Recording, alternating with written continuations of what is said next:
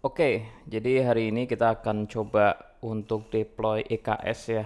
Tapi caranya agak berbeda. Biasanya kita bikin VPC dulu atau sebenarnya pas kita bikin EKS-nya sendiri kita bisa langsung bikin VPC sekalian di situ.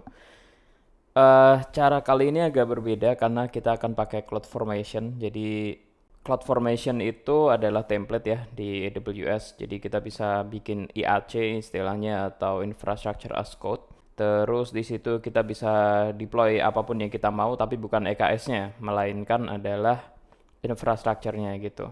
Langsung aja mungkin ya, dari yang pertama kita langsung pindah ke region Jakarta dulu, terus abis itu kita cari aja CloudFormation di sini.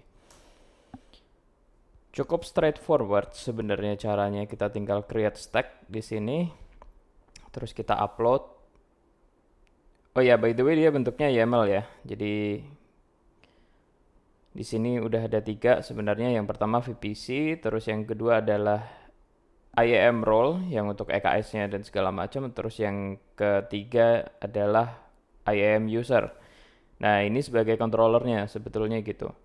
Oke, kita langsung coba untuk deploy yang VPC-nya dulu di sini. Pastikan nggak ada masalah dari sisi template code-nya.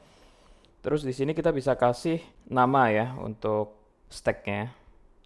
By the way, sebenarnya nama ini dia nggak akan berpengaruh ke manapun, jadi cukup aman lah kalau misalkan kita mau ngelakuin apa gitu ya, namanya bebas sebenarnya. Tapi untuk identifikasi yang lebih gampang sebenarnya kita bisa pakai nama yang gampang juga gitu.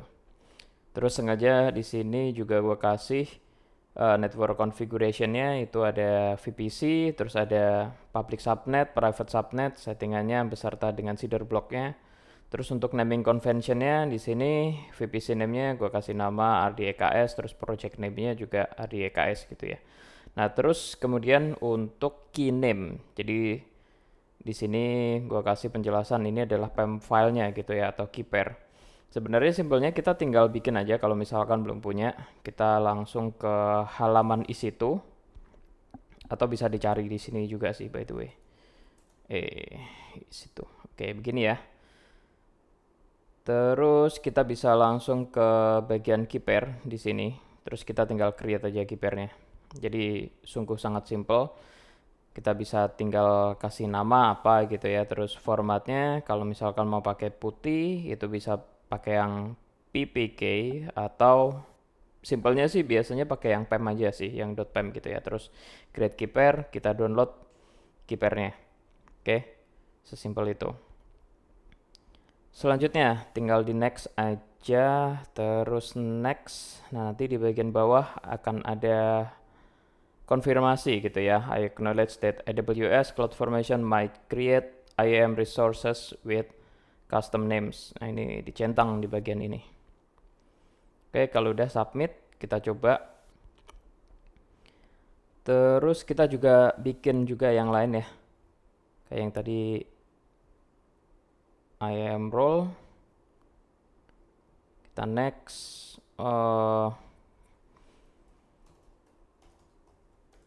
IAM role. Nah, gini mungkin. Cluster name. Ini penjelasannya masih salah ya by the way. Soalnya copy paste. Oke, terus next. Terus I acknowledge lagi, kita submit.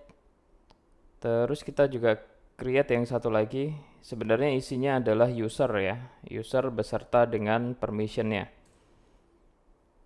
Terus kita tinggal next, kasih nama DKS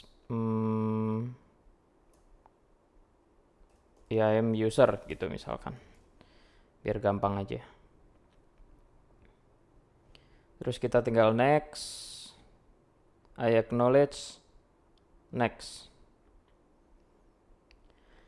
Jadi untuk yang seperti IAM role gini biasanya dia udah jadi duluan gitu ya, alias lebih cepat daripada kita bikin VPC pada umumnya. Kalau VPC ini kebetulan di sini ada beberapa settingan yang mesti gua kasih gitu ya. Yang pertama adalah di bagian web server ini. Sebenarnya web server ini cuma penamaan atau logical ID aja. Jadi simpelnya kita bikin resource nih, apa gitu resource-nya. Ya paling bagus memang kalau misalkan kita kasih identifier yang memang sesuai fungsinya gitu ya. Tapi kan di sini eh banyak banyak salah lah karena copas gitu ya. Jadi mohon dimaklumi. Nah, di sini namanya web server untuk VM-nya. Jadi idenya di sini sebenarnya gue akan bikin satu VM yang gunanya khusus untuk sebagai controller gitu, controller untuk Kubernetes-nya. Jadi di dalamnya nanti akan ada kubectl juga. Seperti itu kira-kira idenya. Jadi ini mungkin kita akan tunggu dulu ya. Ini mungkin nggak lama sih. Oke, jadi kalau misalkan kita mau bedah code-nya dikit. Nah, di sini VPC ya, VPC di sini ada settingan gitu ya, tapi di bagian bawah di sini itu ada ya tulisannya web server gitu ya. Jadi di sini nanti dia akan punya nama EKS controller. Nah, ini yang akan kita jadiin sebagai controller untuk EKS-nya gitu ya. Terus di bagian IAM role di sini cukup gampang sebenarnya. Ada cluster name bla bla bla tadi ya yang di bagian parameter, terus ada cluster role isinya apa. Jadi namanya cluster name, RDEKS tadi kan namanya, terus di sini juga ada identifier lagi namanya cluster role. Terus manage policy ARN-nya kita pakai yang Amazon EKS cluster policy. Terus di sini juga ada cluster name, node instance role. Jadi kalau misalkan kita lihat dari sisi IAM-nya nanti akan kelihatan harusnya. Coba kita cek ya. Karena seharusnya nggak banyak juga usernya. Oh ya, memang cuma satu sih sebelumnya ya. Di sini ada EKS controller, kita bisa cek di sini. Ya, ini udah sesuai ya sama yang ada di sini. Oke, begitu pula dengan role-nya. Jadi role-nya itu yang ada tulisannya RDEKS tadi. EKS, RDEKS dengan kapital. Ini yang kita bikin tadi ya. Ini sesuai sama yang ini tadi namanya. Oke, di sini ada role name-nya dan di atas juga ada role name-nya.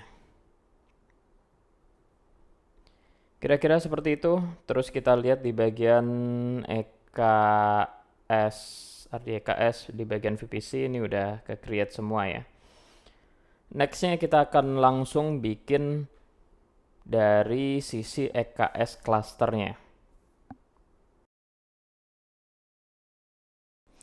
Oke, kalau sudah ini kan kita bisa lihat resource yang udah dibikin ya, terus ada output ya juga. Kita bisa langsung cek di sini. Di sini ada tulisannya web server public IP ya, atau lebih amannya sih kita bisa cek langsung di halaman isi itu ya. Nah, ini di sini udah ada name-nya, namanya EKS controller. Ini EKS-nya dua kali ya, karena yang pertama kan ada project name-nya juga, terus yang belakang adalah identifier-nya namanya EKS controller. Terus kita tinggal copy public IP-nya aja di sini, terus kita bisa konekin via SSH gitu ya. Tapi biar simple, biasanya di sini gue pakai memang VS Code ya. Jadi pakai VS Code ini emang ini banget, memang enak banget. Jadi kita bisa langsung interaksi kalau mau gitu ya. Terus kita juga ada terminalnya juga. Ini bisa kita langsung bikin kubectl-nya juga di sini. Untuk informasi soal install kubectl-nya gimana gitu ya, kita bisa langsung cek ke halaman documentation-nya AWS.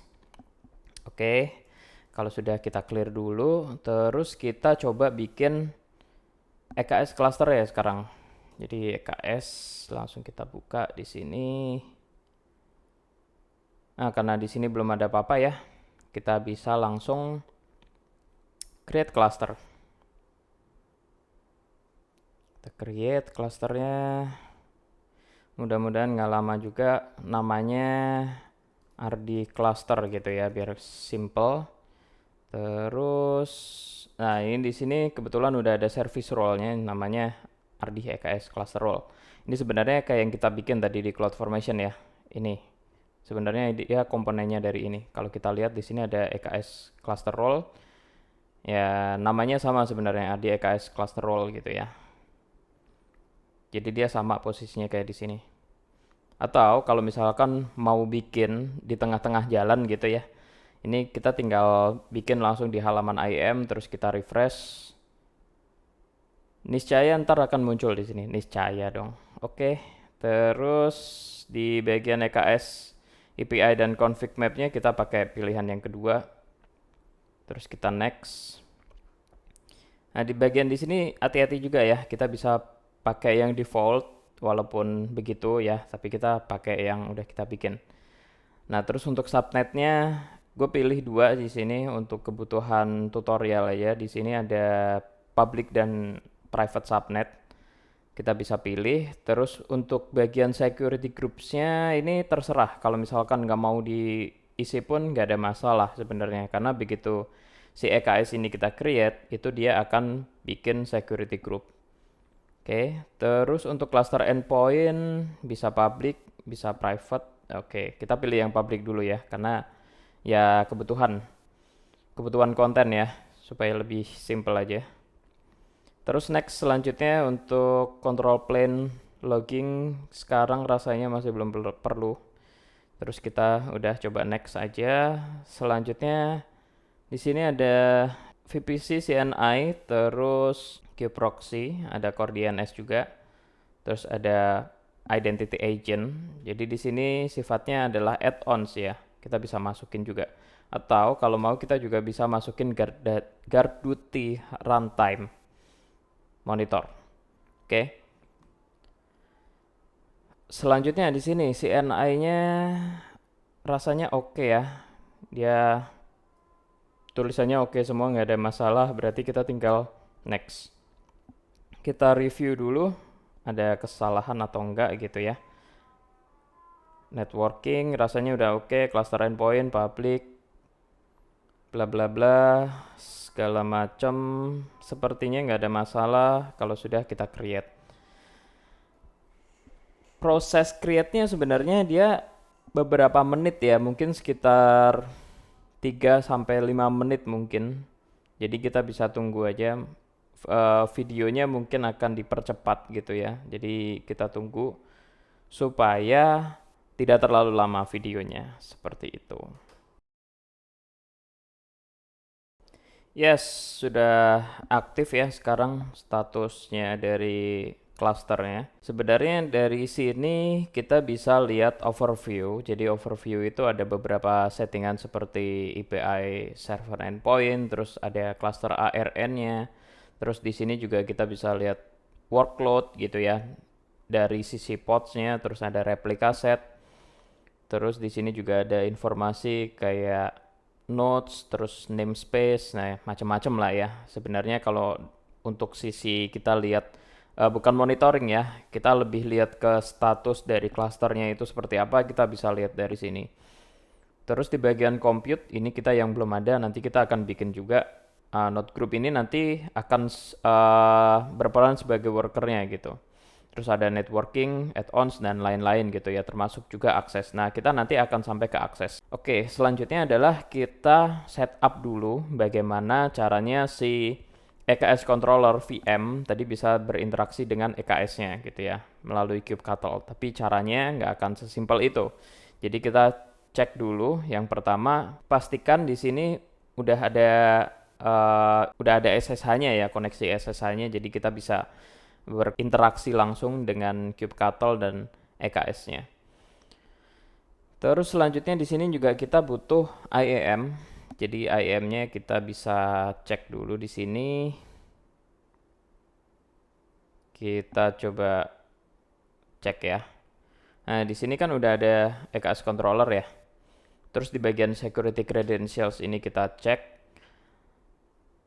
Terus kita create access key. Jadi create access key ini fungsinya dia nanti akan sebagai IAM user gitu ya, yang kita akan sengaja tanam di sini di VM untuk EKS controllernya. Oke. Yang pertama kita bisa pilih CLI. Terus kita klik I understand. Terus next. Untuk tagnya rasanya nggak perlu. Nah, di bagian ini kita bisa lihat ya, ada access key dan secret key. Yang pertama adalah kita perlu configure dulu. Nah, karena bawaannya di sini kita pakai Amazon Linux ya, jadi dia VM yang bawaannya dari Amazon. Itu dia sudah ada AWS CLI-nya. Jadi kita tinggal bikin AWS configure di sini. Oke. Kita kasih access key-nya yang pertama. Jadi sesuai dengan prompt-nya aja. Terus selanjutnya dia minta access key, secret key. Terus region name-nya. Jadi region name-nya ini karena kita pakai Jakarta ya. Kita pastikan di sini dia pakai region Jakarta. Terus kita copas kodenya ini ya. Jadi app Southeast 3. Oke. Kita coba Southeast 3. Oke. Terus selanjutnya untuk formatnya ya non aja sih. Sebenarnya pilihannya ada banyak juga. Selanjutnya ini sudah nih uh, dari sisi AWS CLI-nya udah gitu ya. Kita udah set up credentials-nya juga, secret key, access key semuanya udah. Terus di sini kita juga perlu bikin access entry. Jadi access entry ini kita bisa langsung cari. Biasanya sih dia di paling bawah ya. Jadi user, kita pilih usernya dulu. Terus tipenya standar, username-nya ini opsional tapi bebas, kasih aja identifier misalkan administrator. Oke, selanjutnya next.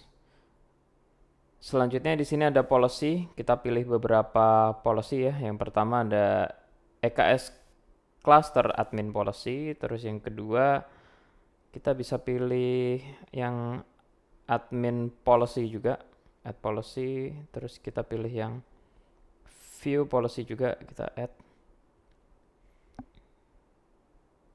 Sebenarnya karena kebutuhan kita nanti banyak ya, untuk yang ada hubungannya dengan EKS ini kita bisa pilih semua gitu ya, supaya nggak bolak-balik, walaupun agak nggak list privilege mungkin ya. Oke, next. Selanjutnya di sini kita lihat ada berapa nih? Ada 5 ya. Kita create, coba. Oke, terus kita balik lagi, coba ke EKS and IAM access entries. Di sini udah ada juga. Nah, selanjutnya yang perlu kita masukin adalah command ini. Jadi AWS EKS update config ya, regionnya apa, terus cluster name-nya apa gitu ya. Nah, di sini kita bisa langsung lihat. Biasanya cluster name itu langsung ada di posisi paling atas yang tulisannya paling gede di sini. Kita bisa langsung copas saja di sini. Oke. Terus untuk region code-nya ya, kita pakai Jakarta, jadi episode is 3. Kayak gini, oke. Kita coba copas ke sini. Ya, dia udah nambah ya. Ada tulisan QB. Nah, ini jadi seperti ini. Ya, udah banyak lah tulisannya. Udah males mau review satu-satu gitu ya. Oke, berarti kalau misalkan udah ada folder ini, udah bener gitu ya. Terus ada juga tanda kayak misalkan add new context, ARN, bla bla bla. Nah, ini udah bener gitu ya. Caranya kira-kira seperti itu. Terus selanjutnya kita bisa download dari Git ya, atau Git pull gitu ya. Satu aplikasi yang memang simple gitu. Yang penting bisa tampil dulu di EKS. Seperti itu kira-kira.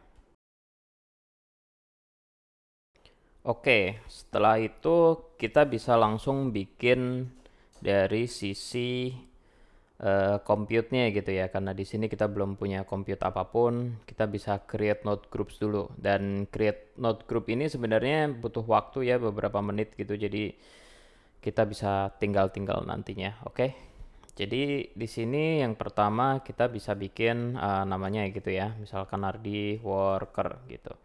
Terus select IAM role. Jadi IAM role ini sebenarnya adalah yang tadi kita bikin ya di CloudFormation yang ada di sini. Nah, ini yang kedua nih, node instance role. Ini sama sebenarnya isinya dengan yang ada di sini. Kalau kita lihat tulisannya sama ya. Oke, terus kita bisa bikin,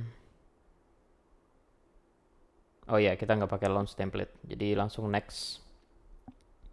Di sini di bagian capacity type-nya kita bisa pakai spot untuk yang lebih murah sebenarnya dan ekonomis. Terus di sini untuk dari sisi di size-nya sebenarnya bebas, tapi default-nya dia 20, kita mungkin tambahin 50, kita naikin dikit gitu ya.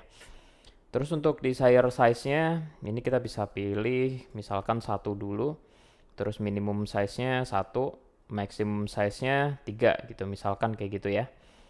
Terus kita lihat juga di bagian update configuration ya. Ini kita bisa pilih satu di bagian number. Oke, terus selanjutnya next. Nah, di sini memang sengaja kita kalau bisa di bagian worker node-nya jangan pakai yang public. Tapi tergantung kebutuhan. Kalau misalkan memang butuh yang tipenya public, oke, nggak apa-apa. Tapi di sini untuk tutorial ini kita pakai private semua. Jadi kita hapus semua yang public-public ya. Tersisa private A, B, C. Oke. Selanjutnya next. Terus kita coba review dulu. Setelah itu kita create. Nah, ini create-nya makan waktu nih, bisa sampai 5 menit atau di atas 5 menit lah mungkin gitu ya. Jadi ini untuk status creatingnya sampai complete itu butuh waktu beberapa menit gitu ya. Jadi kita tinggal aja mungkin. Nah, selanjutnya sekarang di sini kita butuh Docker gitu ya. Kita butuh Docker. Jadi Dockernya itu nanti fungsinya untuk nge-build image yang pertama. Terus kita juga bisa nge-push gitu ya untuk kebutuhan push juga ke ECR-nya. Gitu. Jadi simpelnya kita tinggal di sini bikin ECR gitu ya atau Elastic Container Registry. Coba kita lihat di sini. Oke. Nah, terus sebenarnya di sini juga sudah ada salah bukan satu tapi dua aplikasi gitu ya. Jadi aplikasi front end, aplikasi back end gitu ya. Tapi untuk kebutuhan konten biar gampang kita bisa coba untuk deploy yang Node app dulu. Yang ini pakainya Node.js ya. Jadi namanya Node app gitu. Kalau kita lihat di sini itu dia cuma nampilin data JSON gitu ya. Jadi sesimpel itu. Pertanyaannya sekarang kalau misalkan kita mau pakai Node.js gitu ya, kita mau nge-build, haruskah kita punya atau kita install Node.js dulu? Ya, jawabannya sebenarnya nggak harus gitu ya, karena yang kita butuhkan hanya Docker. Terus di sini juga pastikan sudah ada Docker filenya juga. Ini cukup simple. Jadi dari Node 10, udah jadul sih sebenarnya ya, saya juga tahu. Terus di bagian sini ada npm install, terus ada copy ya, terus expose, ini portnya 8080, terus kita cmd, kita jalankan node untuk menjalankan index.js. Oke, selanjutnya untuk install Docker, di sini gue sengaja pakai yang dari AWS ya, documentation, ini cukup straightforward juga. Ini kita di sini tinggal copas saja untuk lebih gampangnya. Kita copas. Oh, oke, nggak ada masalah. Terus selanjutnya coba kita clear dulu. Nah, kita install Dockernya.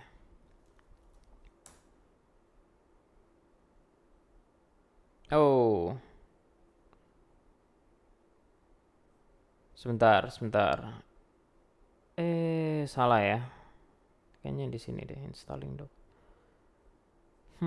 Cukup aneh sih. Jadi, oh, I see. Mungkin kita langsung ini ya. Jalanin ini ya. Oh, 80. 80 mega, lumayan. Tapi harusnya cepet. Nah, kan udah jadi. Terus di sini bisa kita langsung nyalakan service Dockernya. Nah, ini dia udah jalanin sistemnya. Terus kita juga masukin isi to user gitu ya supaya dia bisa eksekusi Dockernya. Ini kita pakai command yang ini. Clear dulu. Oke, selanjutnya Docker PS. Ini kalau kita udah bisa jalanin Docker PS tanpa sudo, artinya sudah aman gitu ya. Docker PS. Ya, permission denied. Sebentar. Kita lihat dari sisi Dockernya dulu. Dia sebenarnya udah jalan atau belum gitu ya. Sudo service.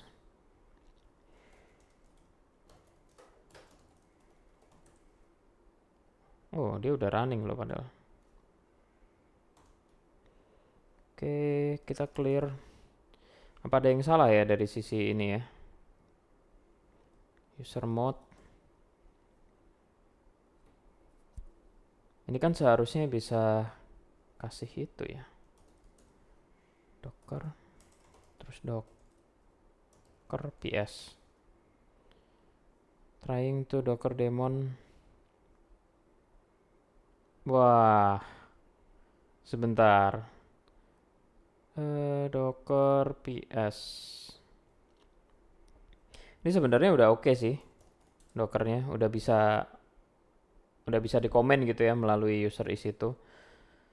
Tapi coba kalau kita misalkan pakai sudo gitu ya. Kita clear dulu sudo docker ps. Yah, muncul. Ini berarti somehow user mode-nya ini aneh gitu ya. It's okay, nggak apa-apa. Tapi dia seharusnya bisa jalan sih. Coba nanti mungkin kita review dulu ya. Kita coba troubleshoot dulu. Ini bisa atau enggak gitu ya. Oke, tapi sebelum troubleshoot kita lihat statusnya dulu di sini. Masih creating nggak nih? Pasti masih creating. Oke, sembari menunggu creating juga sebenarnya kita di sini bisa bikin repository. Oke. Jadi kita bisa start langsung. Untuk visibility settingsnya, kalau kita nggak ada kepentingan untuk share image kita ke public, ya kita bisa pakai yang private gitu ya. Terus ini nama aplikasinya Node app, ya biar lebih gampang. Selanjutnya create repository, ini cepat banget bikinnya. Jadi langsung. Oke, bentuknya seperti ini aja. Terus yang ini akan coba saya troubleshoot dulu. Oke. Oke. Jadi setelah menunggu beberapa saat ternyata creation failed ya, create failed. Kalau kita lihat di bagian instance failed to join the Kubernetes cluster, ini di bagian description, ya ini menandakan kalau ada masalah mungkin ya gitu. Jadi simpelnya di sini gue nggak tahu apakah kesalahannya itu karena pertama gue nggak pakai NAT gateway atau memang ada settingan lain gitu ya. Tapi kalau memang masalahnya adalah nggak pakai NAT gateway, berarti kita bisa pakai yang public dulu gitu ya. Nah, terus di bagian yang Docker PS tadi, kenapa ini nggak bisa? Ternyata kita tinggal tambah di sini ya. Nah, di bagian ini, jadi sudo chmod 666 terus var run docker.shock. Ya, ini sama kayak yang di sini sebenarnya. Oke, setelah itu kita bisa jalanin docker ps. Oke, ini nggak ada masalah, berarti tinggal kita clear gitu ya. Ini kita delete dulu lebih baik. Oke, terus kita coba bikin lagi ya. Tapi bikinnya agak beda. Mungkin kita bikin di public subnet ya. Mungkin namanya node worker. Cukup kali ya. Oke, terus IAM role-nya masih sama.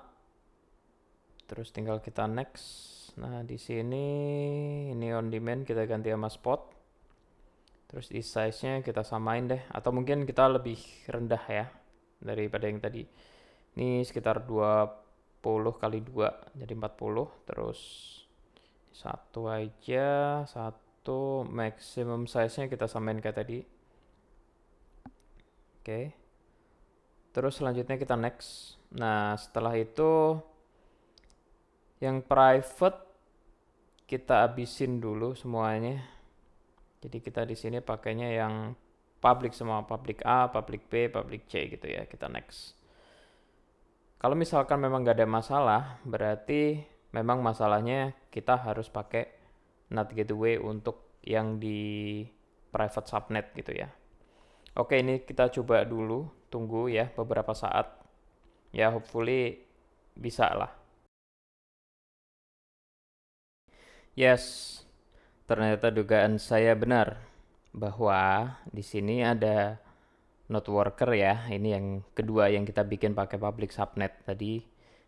Dia terbukti bisa gitu ya. Creatednya hanya 4 menit aja gitu. Berarti memang ada kesalahan di NAT gateway gitu ya. Karena sebelumnya gue memang nggak pakai NAT gateway sama sekali.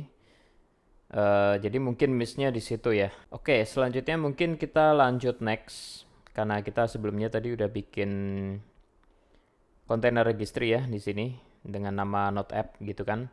Nah, terus sekarang kita di bagian node app gitu kan. Terus kita bisa cek di bagian sini. Oke, di bagian VS Code-nya, nah ini karena tadi Docker PS udah bisa ya dilakuin tanpa embel-embel, tanpa macam-macam gitu ya. Nah ini di sini juga udah ada readme-nya. Nah kita coba contek aja ya. Jadi di sini juga udah sengaja disamain juga. Jadi yang pertama kita mesti dapat login dulu dari ECR-nya. Caranya gimana? Ini tinggal kita coba saja. Untuk regionnya ini jangan lupa ya, kita pakai region Jakarta, jadi app Southeast 3 di sini. Kita coba jalankan. Kenapa nih error? EKS, oh, oke, oke. Kayaknya di sini ada masalah sama IAM-nya ya. Coba kita lihat ya di sini di EKS. Kayaknya kontainernya belum kita masukin ya. Berarti kontainernya kita masukin juga. Ada yang kurang berarti ya di bagian permissionnya. Coba container registry. Nah ini gimana nih, kita mau pakai yang read only atau pakai yang ada yang power user. Menarik nih, kita coba ini ya. Kalau yang full access pasti jelas bisa. Kalau yang power user, nah kita tes dulu ya. Sekarang kita coba ke sini lagi. Ya kita jalanin. Di sini. Ini udah bisa ya. Berarti pakai yang power user juga udah aman gitu ya. Terus selanjutnya kita jalanin untuk Docker command-nya. Jadi yang pertama, nah ini hati-hati nih karena kita posisinya masih di root ya. Kita lihat di sini isi to user, posisinya masih di sini. Nah, buat paling simpelnya kita bisa langsung klik mana aja pokoknya di bagian folder di sini. Ini bagian folder yang mau kita bikinkan Dockernya gitu ya. Jadi kita tinggal simpelnya open in integrated terminal di sini, otomatis dia akan langsung buka ke folder yang kita mau. Oke. Kita coba cek-cek dulu, terus kita coba docker build -t ya. Jadi ini untuk targetnya ya. Node app v1 tempatnya adalah di sini gitu ya. Ini titik ini menunjukkan istilahnya kayak current directory-nya gitu ya. Di sini. Nah, biasanya ini makan waktu cukup lama, beberapa detik gitu ya. Dia perlu download dan segala macam. Jadi kita sabar sedikit. Tapi nanti kalau misalkan udah ada layernya, itu bisa jadi lebih cepat. Karena sistemnya dia kalau Docker itu kayak layering gitu kan. Jadi dia nggak perlu ini semua apa namanya, nggak perlu kayak download semuanya gitu dari awal gitu ya. Kita apa nih? Kita lihat ini di bagian open package JSON. Should commit this file.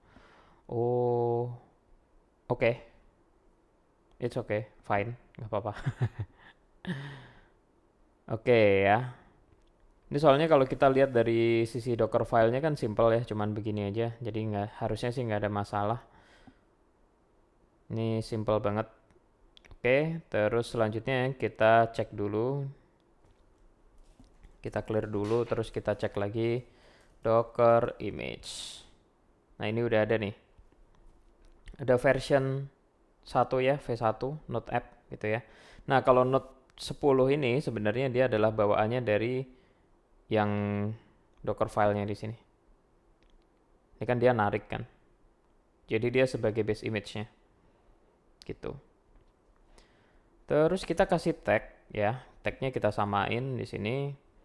Jadi yang pertama kita punya Node app V1, terus di sini adalah alamat untuk registrinya /Node app, terus V1 juga. Ini kita samain. Oke. Kalau sudah, kita tinggal push. Nah, kita push. Pushnya sih cepet biasanya ya. Tapi ini sebenarnya sistemnya sama juga. Kalau misalkan di sana udah ada sebagian gitu, dia hanya nge-push yang deltanya. Coba nanti kita lihat ya. Kayak gitu. Wah, ini lama banget pushnya. Ya cepet sih. Oke, kita coba balik ke container registry ya. Jadi dia kita klik aja di bagian sini. Oke, di sini udah jadi. Nah, selanjutnya kita ke halaman yang lain. Mungkin di sini ada backend Node app. Jadi ini dijadiin satu aja ya di sini ya, biar lebih gampang. Oke. Jadi kalau kita lihat sepintas code-nya, ini adalah code untuk menjalankan dari sisi Kubernetes config-nya.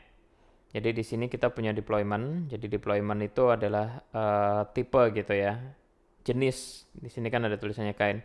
Jadi kain ini sebenarnya ada banyak nih jenisnya nih. Ada deployment, ada pod, terus ada service juga gitu ya. Nah untuk dokumentasi yang semacam itu bisa dicari di Kubernetes gitu. Terus di sini juga ada settingan replika 6 biji gitu ya.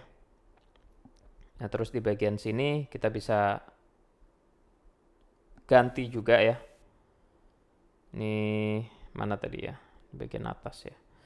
Jadi ini kita ganti aja sama, ini tinggal tagnya nanti kita ganti. Tagnya kita ganti pakai V1. Oke. Nah untuk bagian CPU memori ini sebenarnya opsional. Kalau nggak mau pun bisa kita komen aja. Terus container portnya 8080, terus target portnya berapa gitu ya. Nah hati-hati. Di sini itu sebenarnya kalau kita lihat ya di sini, ini deployment, terus yang bawah ini ada service gitu ya.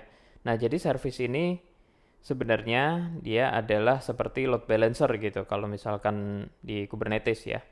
Jadi ini tipenya bisa macam-macam sebenarnya. Jadi kita bisa pakai yang tipenya load balancer, bener-bener yang load balancer yang bisa diakses publik gitu ya. Atau kita mau pakai yang cluster IP, atau kita mau pakai node ports gitu juga bisa. Kalau kita mau cek di sini bisa juga satu-satu gitu ya. Kita coba tambahin di bagian sini, di bagian speknya, type-nya misalkan cluster IP gitu misalkan. Oke. Nah ini coba kita clear dulu di bagian sini. Nah hati-hati lagi, di bagian sini kita tinggal klik kanan, kita open integrated terminal. Di sini pastikan kita ls dulu, kita list dulu, ini kita udah ada di directory yang benar atau enggak nih gitu ya. Nah ini posisinya udah benar di config YAML. Terus coba kita clear dulu. Oke. Terus simpelnya kita tinggal bikin kubectl, apply, F itu file, terus backend gitu ya namanya. Nah ini udah create nih. Nah buat simpelnya juga, lagi-lagi di sini kita bisa langsung cari ya Kubernetes get pod gitu ya. Podnya sebenarnya bisa PO, bisa pod, ini juga pod segini bisa, nggak ada masalah. Oke, terus untuk bagian service-nya kita juga bisa get SVC gitu ya. Ini cluster IP, cluster IP. Nah, ini bisa juga. Terus apa lagi ya? Kita bisa get all juga. Kubectl terus get all. Kalau ini all information ya, ada di sini gitu ya. Nah, ada cara yang lebih oke lagi sebenarnya kalau kita lagi masif gitu ya, deploy sesuatu, kita bisa pakai perintah watch di sini. Jadi watch kubectl get all gitu. Ini juga bisa. Jadi dia setiap 2 detik akan update gitu. Seperti itu ya. Oke, next. Terus karena di sini kita nggak kelihatan apa-apa sebenarnya, karena tipenya cluster IP, jadi dia hanya bisa diakses via IP yang ada di cluster gitu ya. Kayak contohnya di sini 172, padahal kita kan tadi secara network, secara infrastrukturnya kita nggak punya yang 172 kan, kita pakainya yang 10 dot gitu ya. Nah di sini bisa kita ganti-ganti juga, kayak misalkan kita mau ubah jadi node port nih, kayak gini ya. Kita coba, ini apakah mungkin bisa dibikin begini? Oh, malah makin pusing. Oke, ini bus, ini watch, ini delete. Oke, nggak asik, nggak asik. Kita bisa langsung apply aja. Di sini ada unchanged ya, artinya deploymentnya nggak kenapa-kenapa, tapi service-nya ada perubahan gitu ya. Terus kita lihat lagi di bagian watch, ini sudah ganti harusnya. Jadi dia pakainya node port. Oke, node portnya sekian, terus portnya sekian gitu ya. Bisa kita cek juga. Atau kalau misalkan kita mau pakai load balancer, ini bisa juga. Jadi load balancer kalau kita set di sini, otomatis dia akan muncul sebagai load balancer yang benar-benar load balancer di sisi AWS-nya gitu ya. Kalau kita mau cek mungkin kita cek ini dulu. Wow, banyak ya di sini. Ini kita pakai yang running aja kali. Oke. Ini nanti juga akan kita bahas nih kenapa di sini nggak ada namanya gitu ya. Oke, yang pertama kita cek di bagian load balancernya. Jadi load balancer di sini kita lihat masih kosong ya, masih nggak ada apa-apa. Kalau kita ganti jadi load balancer, sini terus kita update lagi, update-nya bukan di sini, update-nya di sini. Nah ini udah configure. Nah otomatis dia akan langsung bikin nih, begini ya. Akan langsung bikin load balancer. Kalau kita lihat load balancernya, kita coba lihat di sini. Oke, terus kita coba select dia, kita lihat di bagian listenernya. Listenernya dia 80-80. Oke. Artinya kalau misalkan kita mau akses, mesti ada tulisan port 80-80-nya di belakang. Tapi ini masih perlu nunggu nih. Dia ada semacam health check gitu sebenarnya. Target instance masih out of service, in service. Nah, kalau udah in service gini, kita coba buka pakai incognito ya. Di sini coba kita lihat ini alamatnya. Terus kita coba masuk ke sini. Terus kita coba 80-80. Nah, ini udah masuk. Udah bisa terlihat ya. Begitu, artinya sudah berhasil. Oke. Next, apalagi ya? Dari sisi sini udah, terus dari sisi apalagi nih? Kalau misalkan kita mau bikin Prometheus sama Grafana kali ya, atau kita mau cek-cek ini dulu. Oke, kita coba ganti deh replikanya. Kita ganti replikanya jadi 10 gitu ya. Kita tes-tes aja dulu. Sini. Nah, ini configure. Oh ya, informasi ini juga bisa kita lihat dari sisi resource ya nanti. Ini pod, terus kita pilih namespace-nya default. Nah, ini ada banyak. Oke. Terus kita coba lihat di bagian sini. Running semua, berarti artinya masih cukup gitu ya. Oke, nextnya mungkin kita akan coba install Grafana gitu ya. Jadi Grafana ini adalah satu dashboard monitoring yang sebenarnya powerful banget. Oke, kalau misalkan kita mau pakai Kubernetes, jadi kan dia podnya banyak, service-nya banyak. Ya, kalau kita bikin sistem gitu ya. Jadi nanti kita bisa monitoring dari sisi CPU-nya, terus memorinya, dan lain-lain sebagainya. Network I/O-nya juga bisa kelihatan. Kita juga akan coba masuk ke situ. Iya, by the way di sini gue masih penasaran juga. Kalau misalkan kita mau pakai yang ada NAT gateway-nya gitu, bisa atau enggak gitu ya. Nah, kita mungkin coba dulu di sini. Di EKS NAT NGW gitu deh.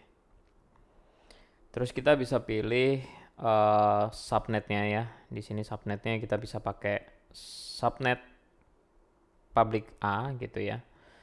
Terus namanya bebas. Oke. Terus selanjutnya kita ke root table.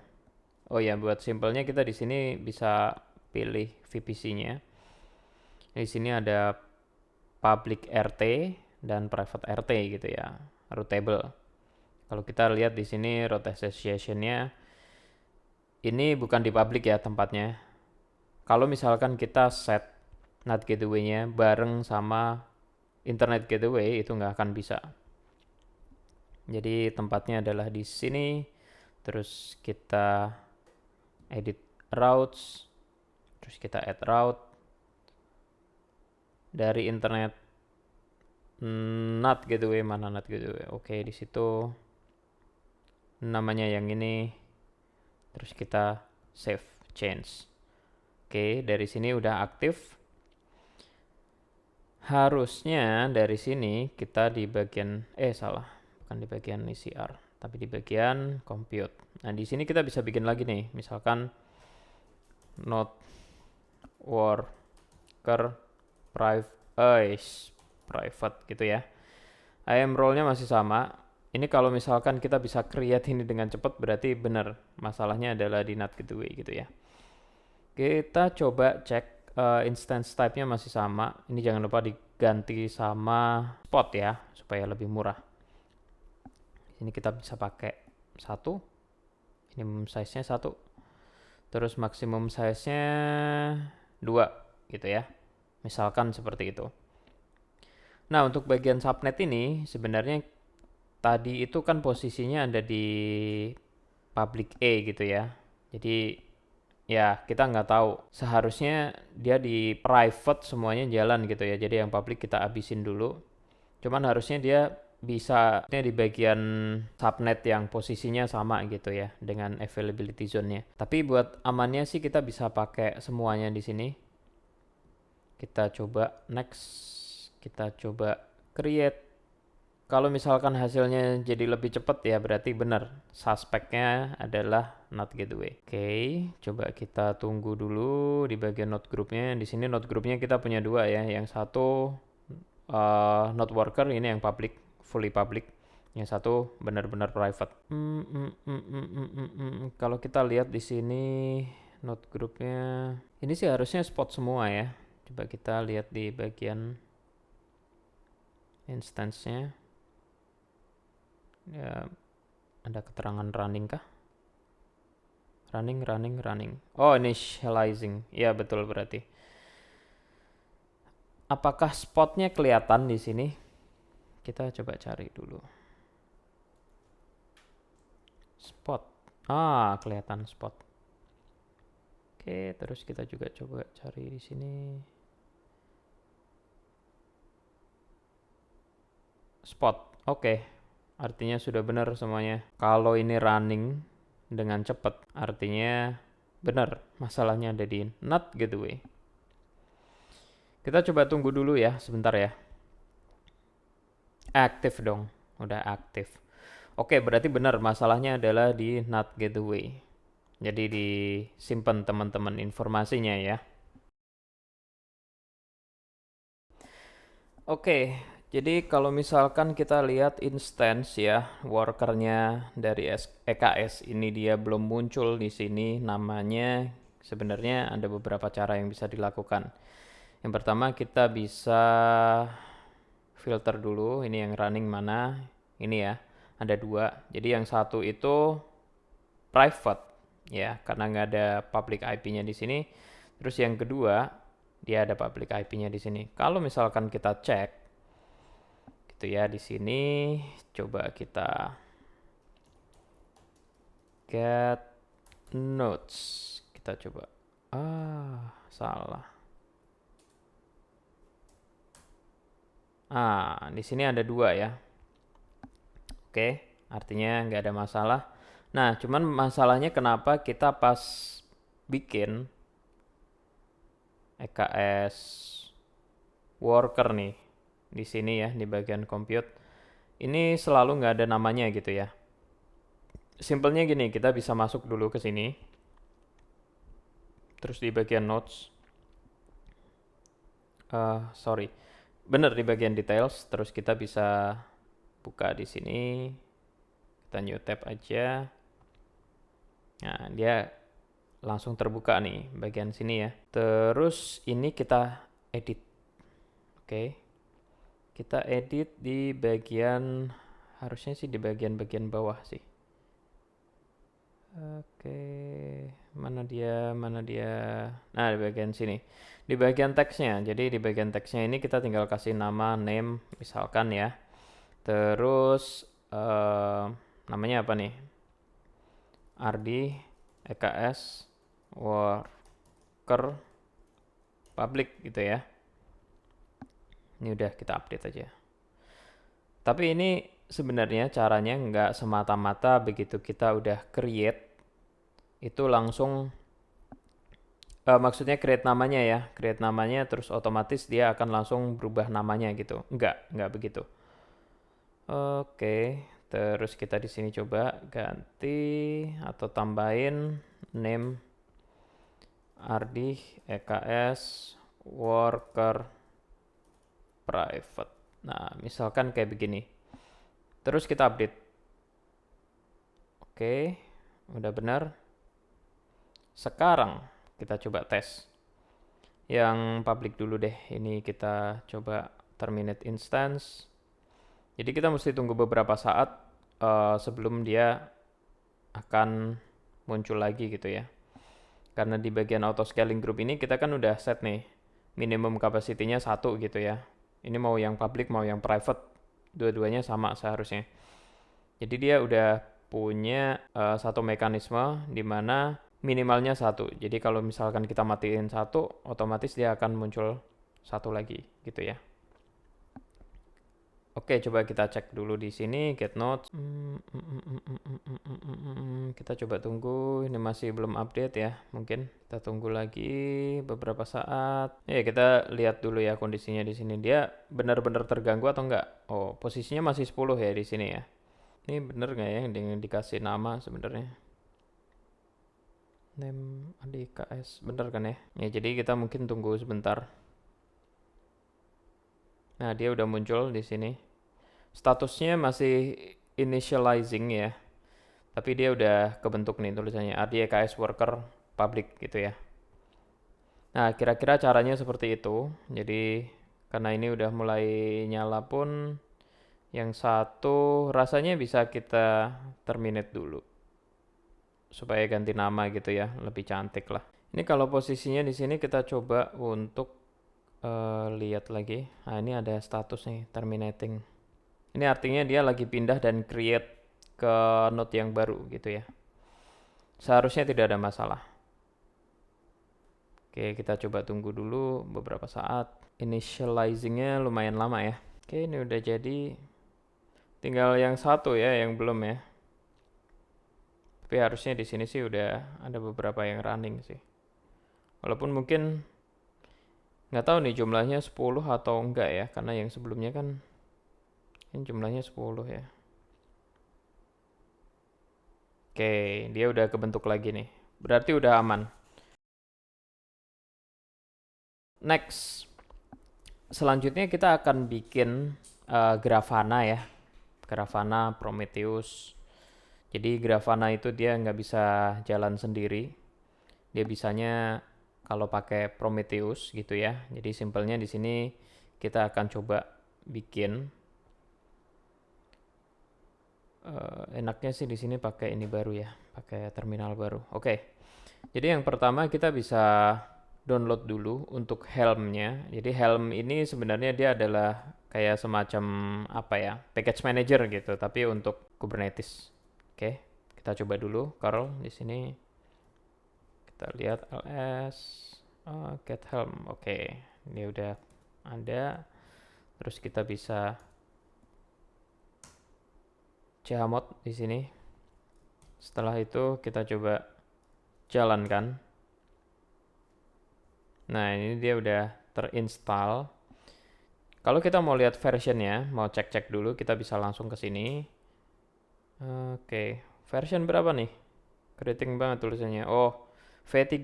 Oke, V3 14 bla bla bla gitu ya. Oke. Terus kita juga bisa nambahin di sini kayak Helm repo add. Jadi kita nambahin repo dulu sebenarnya. Jadi reponya mungkin nggak langsung otomatis ada di Helm gitu ya. Jadi kita tambahin dulu di sini. Di sini ada Prometheus gitu ya. Terus kita update. Oke, udah ada tulisannya Happy Helming. Terus kita coba lihat dulu si Prometheus community ini dia udah ada atau belum gitu ya. Waduh, banyak banget. Kita cari yang tulisannya ini nih sebenarnya. Kita cari yang tulisannya Prometheus. Ada Cube, Cube Prometheus stack gitu ya. Kita coba cek-cek dulu di sini. Sebentar. Aneh nih, aneh. Oh, ini di sini. Oke, sudah ada ya berarti ya. Oke, terus yang selanjutnya kita bikin namespace baru gitu ya. Nah, untuk bikin namespace baru ini pertama kita mesti cek dulu. Cek di Kubernetes-nya pakai cara get ns gitu ya, kubectl get ns. Kita lihat di sini belum ada. Cuman namanya jangan Prometheus kali ya. Monitoring gitu misalkan. Kita coba bikin namespace dengan nama monitoring. Oke, kita coba lagi get ns, get namespace, monitoring udah ada di sini. Nah, ini bagian ini juga kita ganti dengan monitoring gitu ya. Kita ganti monitoring, Helm install stable. Oke, jadi stable ini nanti akan jadi nama kayak rilisnya gitu ya. Jadi nama installationnya atau nama rilisnya itu akan ada tulisan stable gitu, kayak gitu. Ini sebenarnya bisa kita ganti. Jadi misalkan apa ya, kubeprom gitu misalkan, atau Prometheus deh, paling enak gitu ya. Kita coba cari. Oke, di sini. Nah, di bagian ini sebenarnya agak lama. Bagian ini asli agak lama nih di sini. Mungkin kita bisa cek-cek kondisi dulu. Di sini sepertinya aman. Oke, kalau di sini berhasil berarti nggak ada masalah juga. Oke, sudah berhasil ya. Sekarang kita bisa lihat di bagian ini kita ganti dulu jadi monitoring.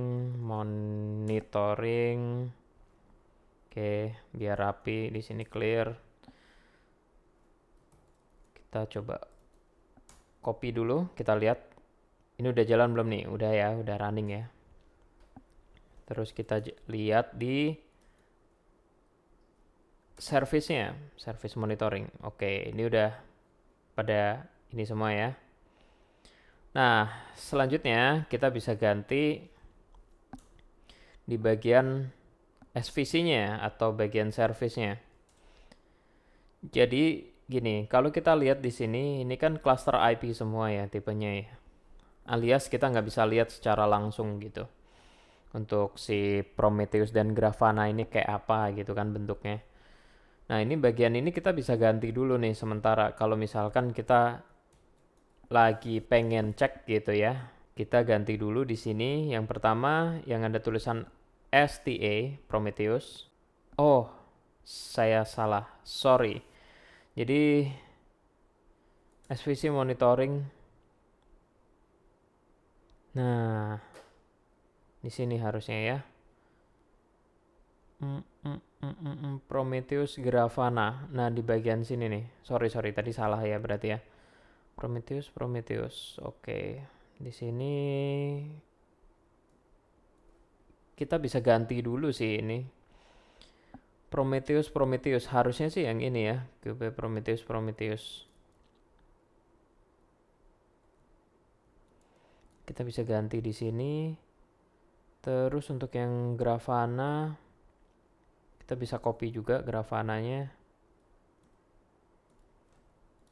Grafana. Oke. Salah saya. Oke. Nah, jadi di bagian sini, di bagian bawah ya, kita bisa lihat bahwa di sini ada tipenya cluster IP. Di sini kita bisa ganti langsung jadi load balancer. Ini kayak yang tadi ya. Sebenarnya bisa. Oke, terus kita coba simpen dulu. Ini udah edited ya, artinya kalau misalkan kita mau lihat secara SVC-nya atau service-nya, dia harusnya udah berubah nanti.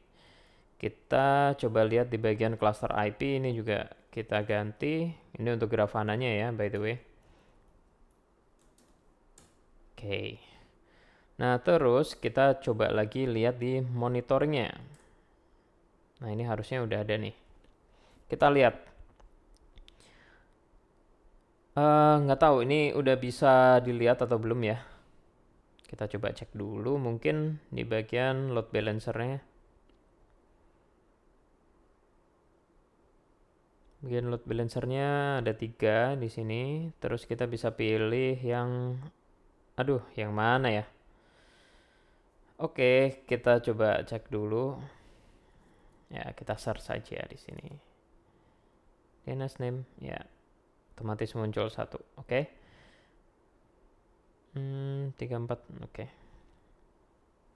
Di sini kita lihat bagian health check, terus target instance, ini masih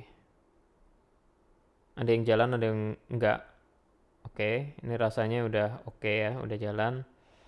Terus kita lihat lagi di bagian sini, kita coba filter, muncul nggak nih DNS name-nya. Kita coba cek juga. Oke. In service ya dua-duanya. Sudah oke. Oh ya, by the way kalau misalkan teman-teman ada yang kesulitan untuk install si Prometheus dan Grafana ini, kemungkinan ada permission ya. Permission yang belum dibuka. Jadi kalau kita lihat di sini di bagian, bukan auto scaling group, bukan di sini ya, kita coba lihat, kita coba masuk ke bagian node groupnya. Jadi kita masuk ke cluster dulu, cluster Kubernetesnya, terus kita lihat di bagian group name-nya. Nah, terus di sini kan ada node IAM role-nya ya. Di sini kita bisa lihat, kita bisa open new tab. Kita lihat di bagian sini. Nah, ini yang penting nih. EPS CSI driver policy. Ini yang penting. Kalau nggak ada ini, kemungkinan akan gagal gitu ya. Oke, kayak gitu. Caranya cukup simpel ya. Berarti ya semuanya udah clear. Oke, terus di bagian EKS, oke, ini belum dicek ya semuanya ya. Ini momen-momen ngecek ya. Kita cek dulu. Ini nggak ada masalah. Terus kita bisa cek juga mungkin. Nah, ini bagian yang lupa nih sebenarnya. Get SVC monitoring. Coba kita cek di sini. Get SVC monitoring. Kita masuk ke port 80. Oh, Grafana. Oke, kalau ini portnya 9090 ya. Di sini ada tulisannya. Kita coba masuk dulu port 9090, momen pembuktian. Harusnya sih muncul. Oke, udah muncul ya. Ini aman.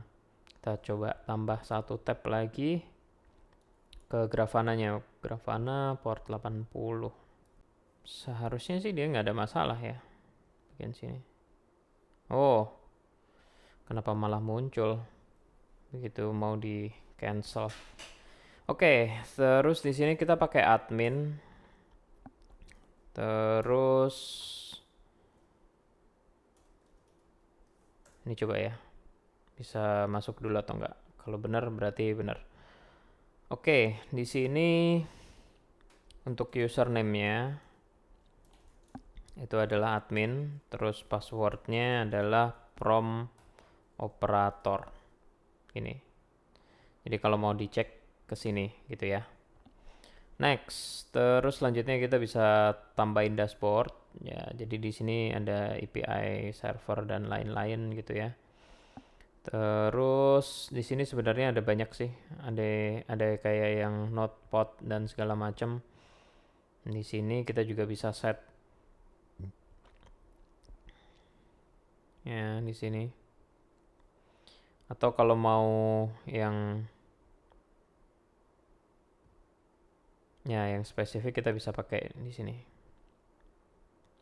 Potnya sih nggak usah. Ini sebenarnya namespace-nya default. Terus data source-nya kita bisa pakai Prometheus. Nah, ini CPU usage ya. Kayak gitu. Kalau nggak salah ini di sini ada beberapa yang bisa di ini juga sih. Yang bisa dipakai juga. Persistent volume PV. Oh, discard. Cluster namespace pods.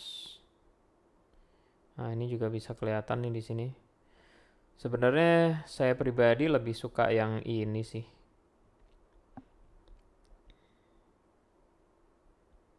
Ini kita bisa bikin favorit. Oke. Terus kita juga bisa tutup kalau misalkan mau lihat ininya. Nah, terus di bagian CPU usage kita bisa lihat CPU kuota dan lain-lain, network I/O ini juga bisa kita lihat. Ya, kira-kira seperti itu. Jadi, nextnya kita akan coba pakai artileri ya untuk nembak si endpointnya. Kira-kira seperti itu. Ya, kalau misalkan kita udah sampai ke Prometheus dan Grafana, sebenarnya kita bisa cek-cek juga untuk dashboard-dashboard yang tersedia itu apa aja gitu ya. Di sini juga ada yang untuk lihat bandwidth dan segala macam, jadi kita bisa coba cari-cari gitu ya yang sesuai yang mana. Terus networking port gitu misalkan, kita coba lihat nih kondisinya kayak apa gitu ya. Kalau kita lihat di namespace-nya, misalkan namespace-nya default, ya berarti ini akan kelihatan gitu ya. Terus di bagian refresh-nya ini juga bisa kita atur. Terus untuk time frame-nya ini juga bisa kita atur. Jadi kayak begini. Nah, untuk load testing sebenarnya di sini gue pakai satu tools yang namanya Artillery. Jadi Artillery ini kalau misalkan kita udah punya Node.js gitu ya, ini kita tinggal bisa langsung download aja Artillery. Banyak sebenarnya tutorialnya. Tapi ini installnya di lokal ya, di lokal komputer ya gitu. Jadi yang pertama di sini masukin dulu untuk URL-nya atau endpoint-nya gitu. Kita masukin ke sini. Oke. Terus ini retrieve data, ini nggak ada.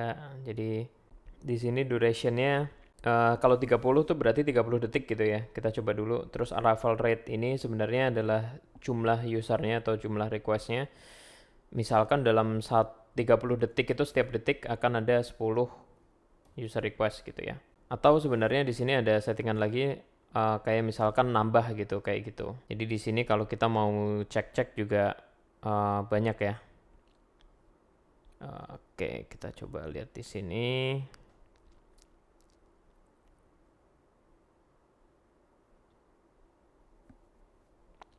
Nah, ini bisa kita kasih RAM2 juga. Sini. Oke, salah. Oke, di sini ya. Rem 2. Terus kita kalau mau kasih nama juga bisa. Jadi namanya misalkan warming up gitu ya. Namanya warming up. Oke, ini misalkan. Jadi kalau begini itu setiap 1 detik akan ada 10 user, tapi menjelang akhir dia akan bisa sampai maksimalnya 100 gitu. Misalkan contohnya kayak gitu.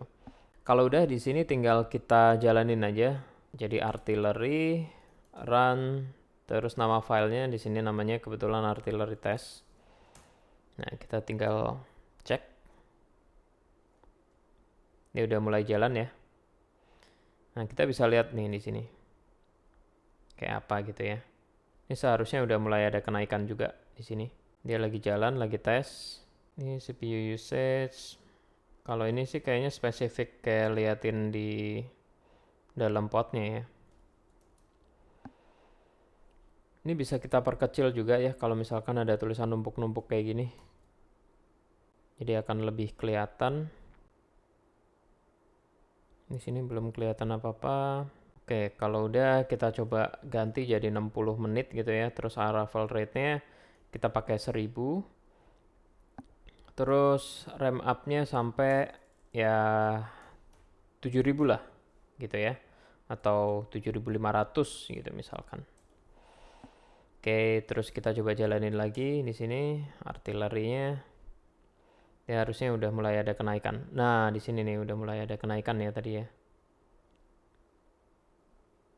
Ini udah makin jalan. Harusnya kalau udah semakin jalan kayak gini, nah dia dari sisi CPU-nya juga akan kelihatan ya, terus memorinya juga akan naik harusnya.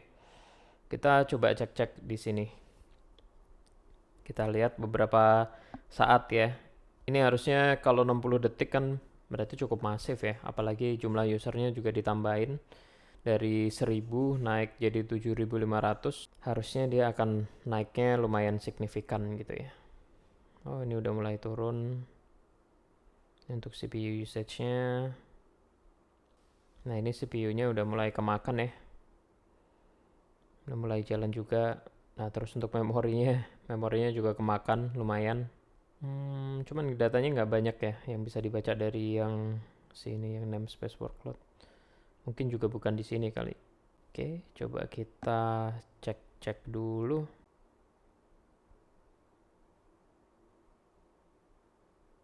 Oh, too many files. Ini mungkin ada yang error. Tapi ya it's okay lah. Artinya di sini kita udah bisa lihat kenaikannya ya. Kenaikannya seberapa gitu. Jadi nanti kalau misalkan udah ada penurunan, dari sini akan kelihatan dari grafiknya sendiri. Ini untuk time frame-nya mungkin ya lebih jelas bisa kita turunin lagi sih kayak gitu. Oke, jadi untuk tutorial tadi pakai Prometheus, Grafana, terus juga di load test pakai artileri ya. Itu juga sudah dites semua. Jadi mungkin next kita akan bikin sesuatu lagi ya. Thank you, thank you.